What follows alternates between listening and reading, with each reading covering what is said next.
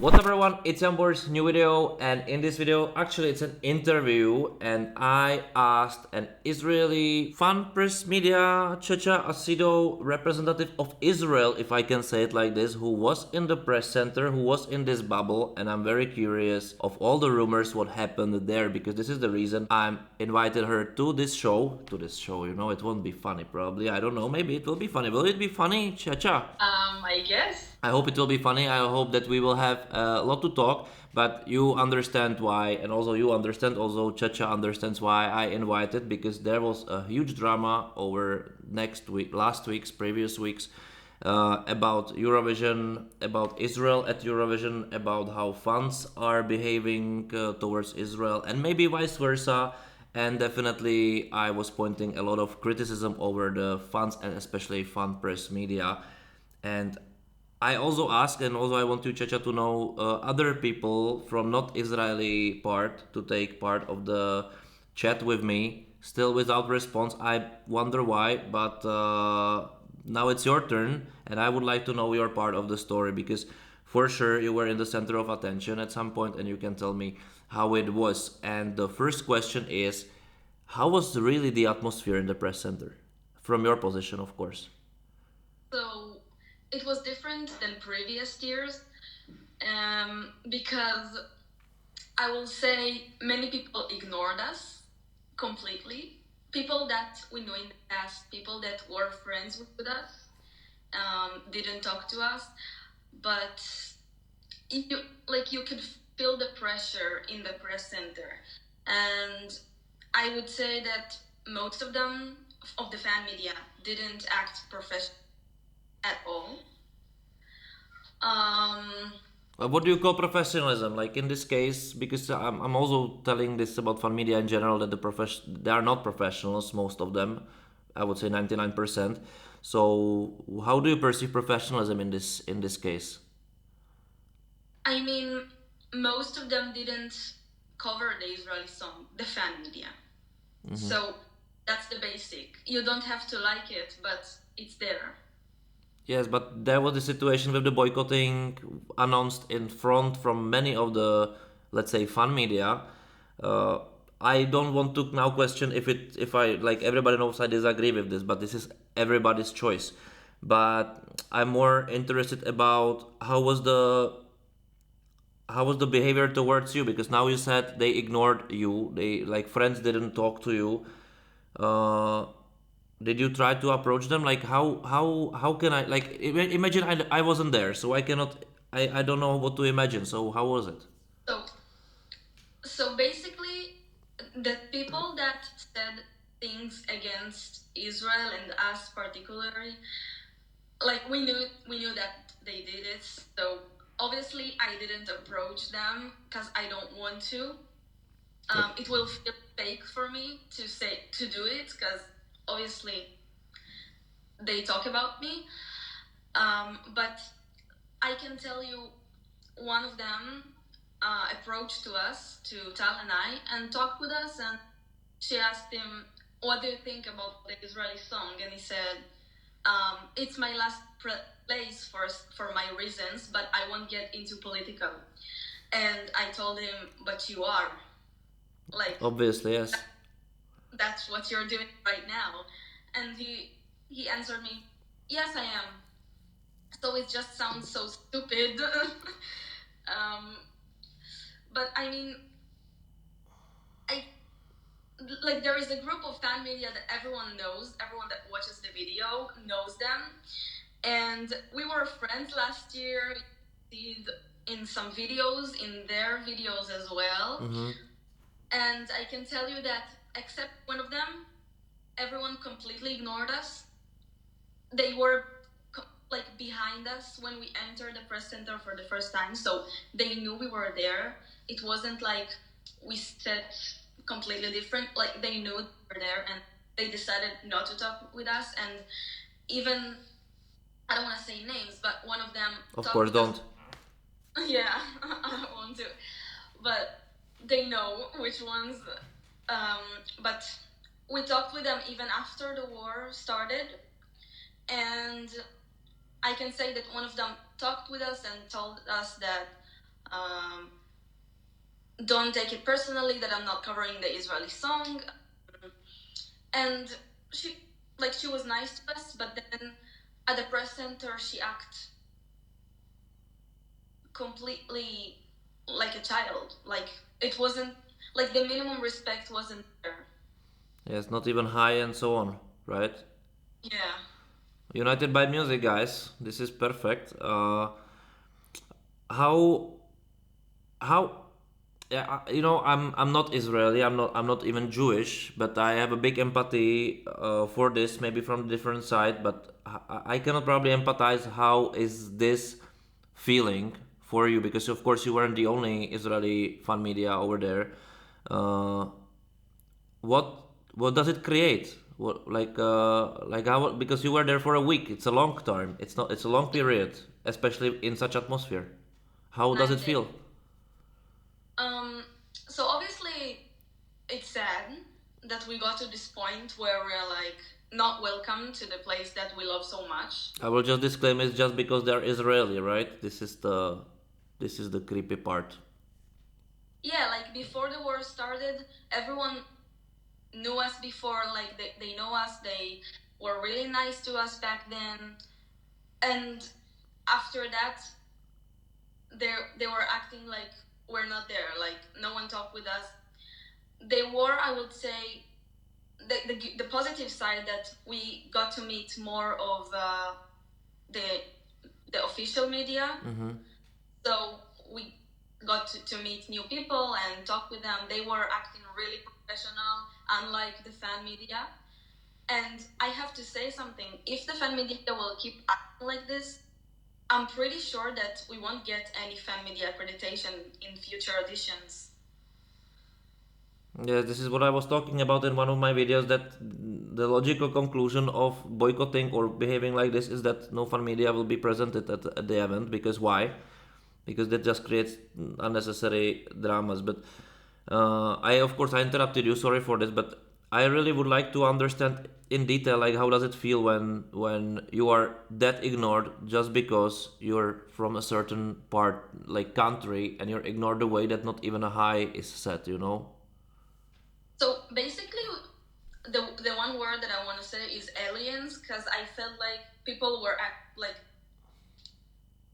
looking at us like we are aliens, that we have the Israeli flag, like they've never seen the Israeli flag before. And even some delegations didn't want to say a message for their Israeli fans. They said that it was a political question. Um, and we have it on our Euromix YouTube channel. You can watch it there because it's pretty embarrassing to them. But you feel like you get bullied, and you did nothing to get this behavior. And at the same time, I can tell you that my friend Tal took it really personally, because imagine that no one welcome you or act nice to you, and even the stairs, like the stairs that we got there is like, what are you doing? Like, how can you be with this flag on you? And so she took it really personally, but I got to the point where, like, because of all the hates we get in the social media, I got to the point where I don't even care. Like, I don't even care if people hate me, if people love me. I really didn't care. I just came. I told myself, you love Eurovision, you love music, you came to enjoy, you were waiting for this 1 year, and you deserve to be there. That's all. And it was empowering experience. Mm-hmm. Yeah, like you took this very nicely, in my opinion, because of course I know what is bullying is. What you're describing is basically normal symptoms of bullying, like it is. But because I don't want to take it one-sided, and I can understand that the most part of this was just the pure ignore, like you're not existing. But also, I was watching some of other fun medias from the opposite side, let's say, boycotting side, who said like you, and I'm not specifically you, but the Israeli fan media and so on created so like drama, created bullying on them, behaved inappropriately. Also, Israel delegation. Of course, you cannot talk about the delegation because this is probably from somebody from delegation to talk about. But how, like, are like, can their claims be relevant, or they just completely made it up? Okay, so there was one case with a Spanish reporter that our colleagues from the official media, they weren't fan media, that he screamed to them, free Palestine, and also, like, at the press center he did it, and also he did the third finger. Okay. So I know that they said it to the desk area, I don't know, and he basically said that they attacked him or something like that.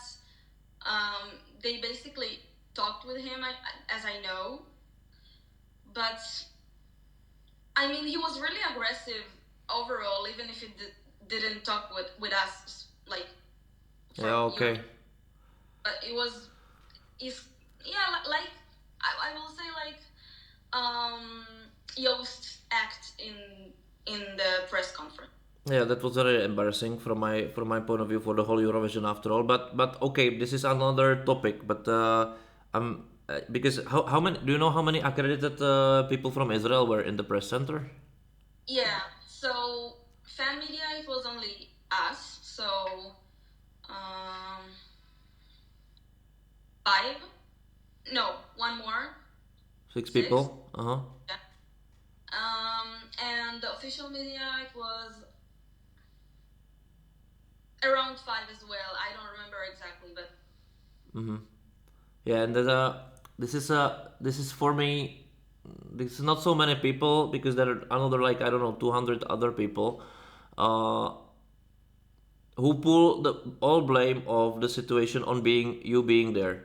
So I'm curious if it's only your presence there on set make them behave like they forgot what to like be a decent human is, or also there were provocations, because of course I saw, for example, some guy from your delegation, Israeli delegation, who was shooting somebody. I can understand that maybe that can be a result of this kind of being ignored, bullying, kind of hit back, which is also stupid, yeah, especially in such case. But were there something like this that it was too much, that you just lose it and you just fight back somehow? This, yeah. because I'm curious also very much. So we didn't go to this point where we needed to scream or something or behave, I don't know, disrespectfully. But I mean, we just, I don't know, we just been there. Like, we didn't, like, there wasn't like one case that made it, I don't know, because we talked with ourselves and we were like, even the dancing in the press center during the live show, we didn't went to dance with them because you don't know how they will react. So we chose to, we sat like quite at the side of the press center because we didn't want to, you know, I don't know, make people angry, but we did been there with the Israeli flag, obviously. But this is okay. This is Eurovision. Yeah, one of the volunteers even told me that my flag is provocative to some people, and I told her, like, what can I do about it? This is my flag, like, this is the country I'm from. It's Like, basically their problem, not yours, right? yeah, like, what can I do about it? Of course. So there is nothing I can do about it. So obviously I will support my country, support Eden with her song, and there was one case where it was one day before the final, I think, or before the semifinal. I think it was before the final, and I don't remember which rehearsal, but there were two at this day, and the fake results came, and then the public vote of Israel were 0 points. Then the whole press center, mostly the people that sat like in our area, like next to us, screamed, like cheered for the 0 points from the fake results to the Israeli song. And you feel that they were waiting for something. They were waiting to make you feel like uncomfortable. And we did felt it. We did. I'm not gonna not I'm not going to pass on Eurovision because people are acting like that. No, because it's my thing as well, and it's their problem that they're focusing on hating while they're trying to enjoy their show. Like, Yeah. I need to ask you this, but it just came to my mind that I think this is a fair question to ask. But there are so many people, not just fan media, but so many people around Eurovision. I would say even some producers and so on, who, which is crazy, but who said it would be much easier for Israel not to participate, and then Eurovision would be okay. How does it feel to be Israeli and hear this? You know? so I mean, I I will start like that. When like in Israel, Eurovision it's not that popular, but at the same time, it is when it's happening. So when I tell people I'm covering Eurovision all year long, they're like, "How did you get to Eurovision?" So, but then the next question is like, "What are you doing there?" Everyone is anti-Semitic, and I all the time I'm saying, "No, it's not true. They love us. We feel the love, and so on, so on." And but this year, I don't want to say it, but it is true. Like I could feel anti-Semitic things. Also, this thing, like, why should Israel not participate? Like, what's the reason? Ukraine is also in a war. They didn't start it like us. We are obviously want to be there because if we're not going to be in Eurovision, we're not going to be in the Olympics. We're not going to be in any other event. We're not going to be. So we're not going to exist. We're not going to exist in the viewpoint of people sitting around the world. And why should we? Why should we not? I mean, Like I agree. Like in this, like this is for me. That's the biggest question. Like I like this will. Of course, this is a political thing anyway. So let's be completely honest. Like, of course, you didn't start a war, and for me, this is absolutely crazy that people who call themselves press are very hard. It's hard for them to find facts. For me, this is crazy. But that's the reason why I'm asking now because I understand that also because of this. However, it is correct, incorrect, fair, unfair. How does it affect you as a person, Israeli person, Jewish girl, which didn't start a war, do not participate there, and like how like for me this is like a big question. Like, okay, guys, you can hate my country, but why? Like, what did we do to you? Like personally, we were friends. We are not in the war. Our countries are not in the war. I can understand that friends from Russia and Ukraine are now not friends because this is another situation, you know. But Israel is not in the war with another nation of Eurovision. So did you even try to argument with somebody about it, or this was you were completely cancelled, just because you are? no, we decided not to talk about it because we like security reasons. Even in the streets, we decided not to talk Hebrew, not to be with the Israeli flag, obviously. Also, at Eurovision, I dyed my hair blue at the edges, and at the train or something, I hide my hair so no one could recognize us. And people did actually. People did because I saw someone send to me conversation about Stalin. At in the Twitter. Obviously talking shit about us, but okay. Um, but I mean, imagine you live in a wartime, and obviously you want to live your life peacefully. You run to the bomb shelter every single day, I will say, and then to the happy moments you've waited for the whole year, you're not welcomed, and people are trying to tell you what what to think, what to do when they have never been to this situation. They have never been to Gaza. They have never experienced such a thing, and I mean, how can you? It's just a weird situation because I mean, I felt like I was more mature than everyone said that the person that was in the press center, because I could understand the situation. For example, they went out when Eden performed. They went out from the press center. Even one of them did to us the third finger as well. Someone that we knew and was in Israel, by the way. Mm-hmm. And then us, for example, I will take for example Bambi Tag. We enjoyed their performance. We could separate their opinions, and even though we don't agree with them, even though we hate their behavior, we could enjoy this performance. It was a really good performance in my opinion, even though I don't like the song that much. It was amazing, it was brilliant. We could separate, we were clapping, and people couldn't do that. The minimum respect to the Israeli singer, like, they couldn't. I mean, it's just upsetting. What do you think about the community after this? Actually, like how did it change your perspective on the community of your friends? Basically, you're basically all doing the same thing.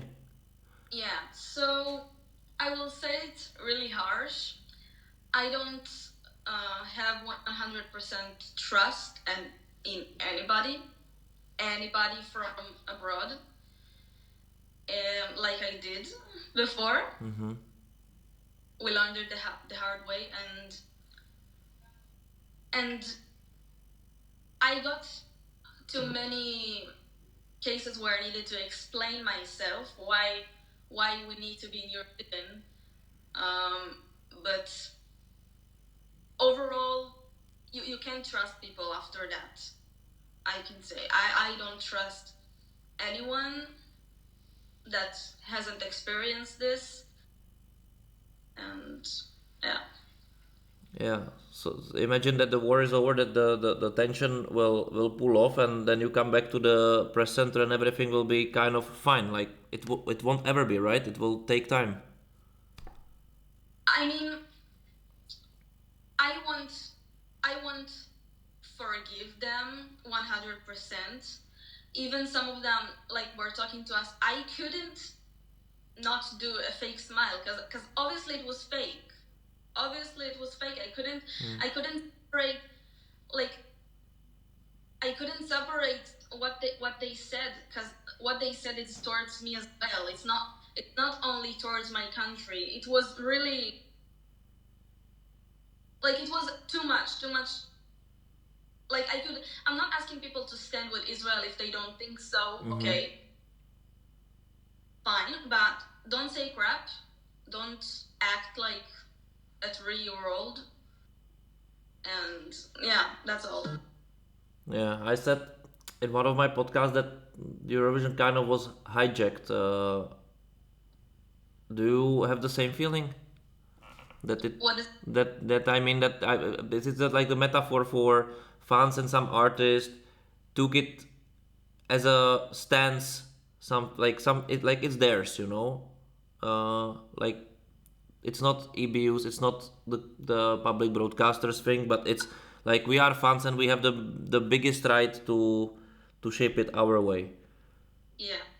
So I feel like Eurovision is the event of the EBU, the official European Broadcast Union, and people should understand that we are guests at this event that we love so much. They behave, the behavior was really disrespectful also towards Osterdal. I agree. They put him. I mean, if you don't agree, you can write a letter. You can, I don't know, start a hashtag, act, but with respect. Don't do it don't do it over what it is. And there are ways to change things. Yeah, but do you think that, for example, EBU didn't communicate all those problems well? That somebody should go to press center, maybe even Martin Osterdal or somebody like head of press and of the EBU or of the contest and say like, guys, calm down, like to mediate. I feel like they could do more about it. I don't know what, because obviously I don't have a solution. Like me personally, I don't know what I would do. But I mean, they could say more to those specific persons. Um, but I mean, definitely, they stated that the decision to include Israel is on their shoulders. So that's why people act like they did. Yeah, basically didn't respect the rules of the show. Uh, okay, I just you told me that you were talking also with Eden, so maybe we can briefly just say like how do you think she felt? Because after all the hate came to her, right? She needed to perform. Uh, she was the center of the attention. I still see the Twitter is crazy about her existence. Sometimes I feel like this is a little bit crazy, but okay. But for her, it must have been a very big pressure from both sides, right? Because she needed to perform very well for Israel to show that you are proud nation, but also not that she will crack under booing and hold the harsh environment. So, how did she felt after? Okay, so I know that she said in every interview that she was focusing on the good and that she tried to ignore all the loud noises that were in her performance. But I know, in fact, that she did heard all of it, every single one of them. Like it was so loud, she couldn't ignore it. But at the first time when it happens at the jury show, it was. She took it really personally. She did. I know that. Also, someone at the delegation told us that. And I mean, I feel like she also got to the point where she didn't even care. She thought to herself, okay, fine. They were practicing at the delegation room by booing her, so she could keep singing. All the delegation booed her at so that she could train. I hope the Czech one didn't do it. Let's hope. No, just the Israeli delegation booed her. Oh yes, good. Yeah, this is the part of the training, right? Yes. So after the first boo, she trained for many more, and well, they were right. They were training her to sing properly while booing her. It was quite funny, actually. We all made jokes about every single situation.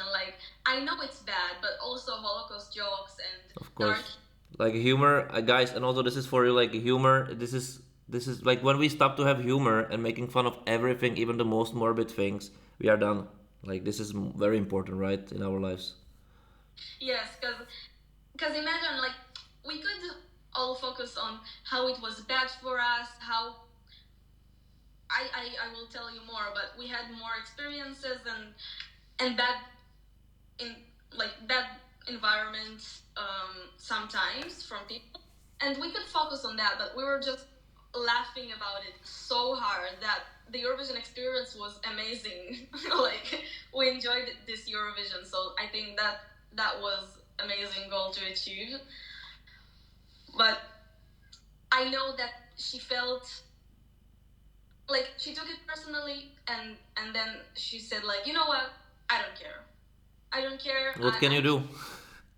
Yeah, I know, but at the at the family show before the second semifinal, she couldn't sing properly. Like, she sang off key. Mm-hmm.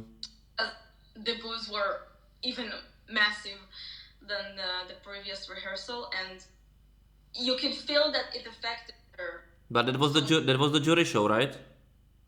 No, at the jury show, it was not a lot of boos before the jury show of the second semifinal, but then at the family show before the second semifinal, it was huge. It was like she like, you can feel that she's here each and every one, and she's like not singing well. Like, Amazing family show. Yes, but then luckily she got used to it, and at the semifinal she sang well. So yeah, I was really worried that she wouldn't sing as well as she does.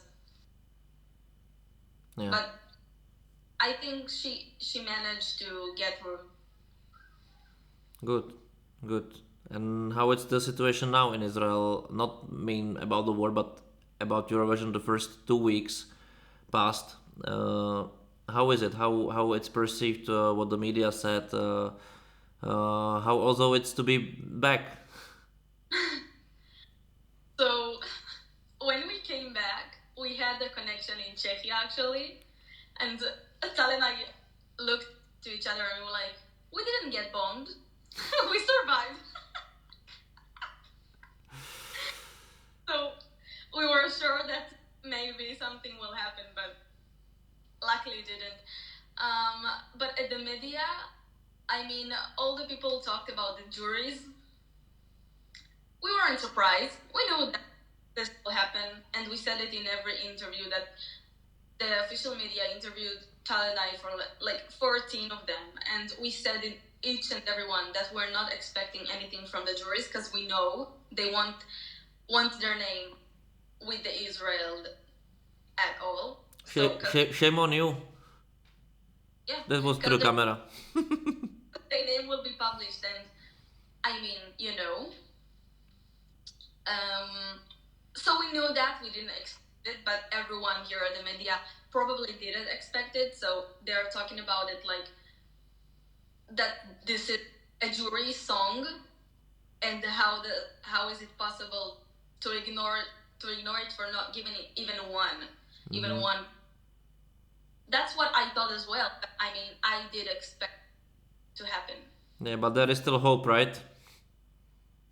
Yeah, luckily we had the public vote. But come on, I like so many people from the bubble it's blaming that it's just because the advertisement also Israeli government supported around the world. Israeli government, I mean, it's representing Israel. I didn't saw anything from the government. Like, did they care about the Israeli song? I don't know. But advertisement, I mean, the best advertising is to bully, and then you will get, I don't know how to say it in Hebrew, in English, but I know in Hebrew it's like hamim, but like I would like to translate, but I have no clue. People feel bad for you getting bullied, so this is why they voted for you. I mean, so that's the best advertising that the fandom did. It's their fault. I mean, they bullied 20-year-old girl that sang there, and it was embarrassing, I would say. Like, if I was one of them that shouting boo, none of them looked at themselves and were like, what are we doing? Like, how this could help? But it helped us to get the public vote. I think that's the biggest reasons, because people felt bad for it. And yeah. And what about now? Like, did somebody from the press centers of your friends, ex-friends, whatever, wrote you that sorry, we maybe put it too far, or just to say like maybe I'm not sorry, but I still want to be a friend with you or something like this, or the connections are completely lost? Like, maybe, like, we are are friends with the Greek fan media, Eurovision fan, and they are really nice to us. They were sitting next to us in Eurovision, the only one that could. And they are the only ones. Like the other ones, it's just, if they will write me, it will be really fake. I also unfollowed most of them because seeing all the hate social media, they're publishing it like almost every day. It doesn't do good for me. Like it doesn't help. So I decided not to be fake, not to follow them. I don't want to see it. I don't want to. Yeah, but don't you think that would be, for example, nice to create some kind of like as a motivation, like what can you take, what positive you can take out of this? This is what I would like to know. Like if there is at least if you thought about it, like what positive outcome you can take out of this experience for you, because this is probably very important. How to maybe transfer it even to something educational. I don't know. Yes. So actually, my friend Tal and I are working on a project that we hope we could make it. I can't say what it is, but it is educational, and I hope that we could manage to succeed. But other than that, we did interviews, and we feel much more strong. I feel much more stronger after this Eurovision. Yeah, so we hope that we could succeed with this project, because it can take a year or two, depends on us, but I hope that it will happen.